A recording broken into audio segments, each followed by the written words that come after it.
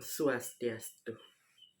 Perkenalkan, nama saya Kadek Renaldi Saputra, NIM 20130911003, Prodi Teologi Hindu semester 5. Nggih, baik di sini Tiang akan mempresentasikan tentang apa itu persahabatan dalam agama Hindu. Sebelumnya Tiang buat video niki untuk memenuhi mata kuliah Weda 3. Yang pertama adalah dimulai dari kenapa kita harus memiliki sahabat. Ya, dalam agama Hindu kita mengenal adanya 3 jalan untuk mencapai kebahagiaan atau keharmonisan yang disebut dengan Trihita Karana. Yang pertama ada parayangan, ada pawongan, dan ada palemahan. Parayangan ini adalah menjaga hubungan baik dengan ide Sang Yang Widi atau yang di atas. Yang kemudian ada pawongan. Dalam hal ini kita wajib menjaga hubungan harmonis dengan sesama makhluk hidup, dengan sesama manusia. Yang ketiga ada palemahan. Di sini kita wajib menjaga hubungan harmonis dengan lingkungan alam sekitar kita. Nah, di bagian pawongan inilah kita harus menjaga hubungan harmonis kita terhadap sesama manusia. Apalagi kita sebagai makhluk sosial yang bukan sebagai makhluk individu. Artinya kita tidak bisa melakukan semuanya itu sendiri, pasti memerlukan bantuan dari orang lain.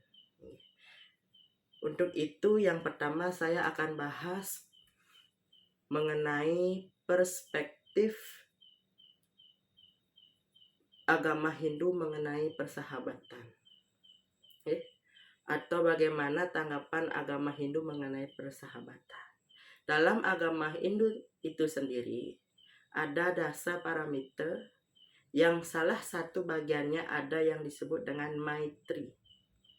Maitri ini berdasar pada akar kata mitra yang arti sahabat. Nah, di dalam Weda kita sudah diajarkan untuk bersahabat. Karena kita sebagai makhluk sosial pasti akan selalu memerlukan pertolongan dari orang lain ataupun sahabat itu sendiri. Dan carilah sahabat-sahabat yang menurut kita bisa menuntun jalan kita dan bisa membantu kita. Penjelasan kedua ada bagaimanakah cara kita bertingkah laku terhadap sahabat. Di dalam Hindu kita mengenal adanya Trikaya Parisuddha. Ada Kayika, ada Wacika, dan ada Manacika. Kayika, perbuatan yang baik. Hendaknya kita selalu berbuat baik terhadap teman.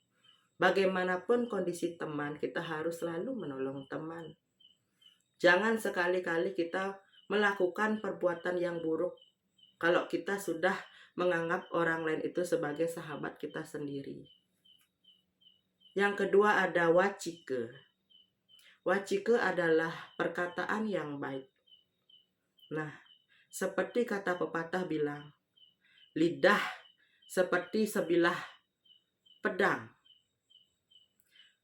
Atau ada juga pepatah lain yang mengatakan bahwa lidah tanpa tulang atau lidah tanpa tulang. Dengan lidah atau dengan perkataan kita bisa mendapatkan musuh. Dengan lidah atau dengan perkataan kita bisa mendapatkan sahabat atau teman. Dari sinilah kita diwajibkan untuk selalu berbicara yang baik terhadap sahabat. Berbicara yang real atau yang nyata. Jangan kita pernah menjelek-jelekkan sahabat kita di hadapan orang lain ataupun ngomongin sahabat kita di belakang kita, itu tidak baik dan itu akan memicu perpecahan di antara persahabatan kita. Yang selanjutnya ada Manacika atau berpikir yang baik. Nah, pikiranlah sumber dari perkataan itu sendiri, pikiran adalah sumber dari tingkah laku itu sendiri, maka janganlah kita pernah berpikiran yang buruk terhadap teman atau sahabat kita sendiri. Karena semua bersumber dari pikiran. Jangan kita pernah berburuk sangka. Jikalau kita sudah menganggap teman atau sahabat kita sebagai bagian dari hidup kita sendiri, janganlah kita pernah berburuk sangka. Kalau kita tidak yakin atau kita tetap berburuk sangka, pastinya akan terjadi perpecahan di antara persahabatan dan lama-lama akan menjadi permusuhan.